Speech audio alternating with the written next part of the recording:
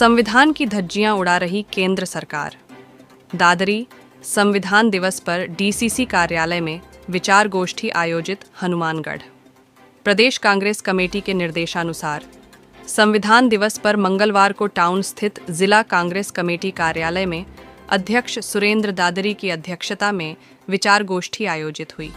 गोष्ठी को संबोधित करते हुए डीसीसी अध्यक्ष सुरेंद्र दादरी ने कहा कि संविधान भारत का हृदय है।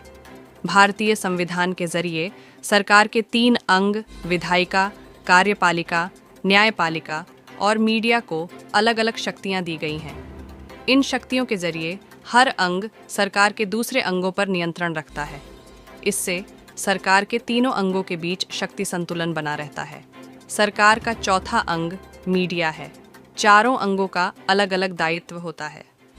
आज संविधान कितना सुरक्षित है, यह देश की जनता सब देख रही है। केंद्र सरकार की ओर से भारतीय संविधान की धज्जियां उड़ाई जा रही हैं और सभी संवैधानिक संस्थाएं मूक दर्शक बनकर तानाशाही सरकार के सामने नतमस्तक दिखाई दे रही हैं।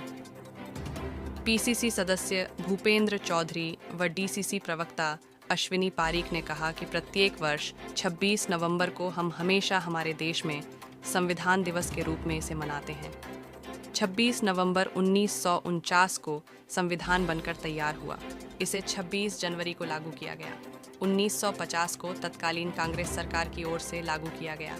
जिला प्रमुख कविता मेघवाल व पूर्व प्रधान दयाराम जाखड़ ने कहा कि केंद्र सरकार भारत की जनता को लोकतांत्रिक तरीके से मौलिक अधिकार प्रदान करती है।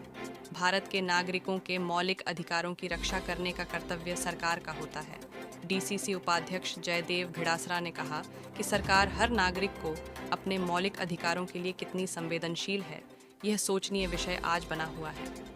देश की लगभग 65% जनता मौलिक अधिकारों से वंचित है। इसका जिम्मेदार कौन है? इस मौके पर सोशल मीडिया प्रभारी जयराम ढूकिया ने शपथ दिलाई कि संविधान में हिंदुस्तान की आत्मा है।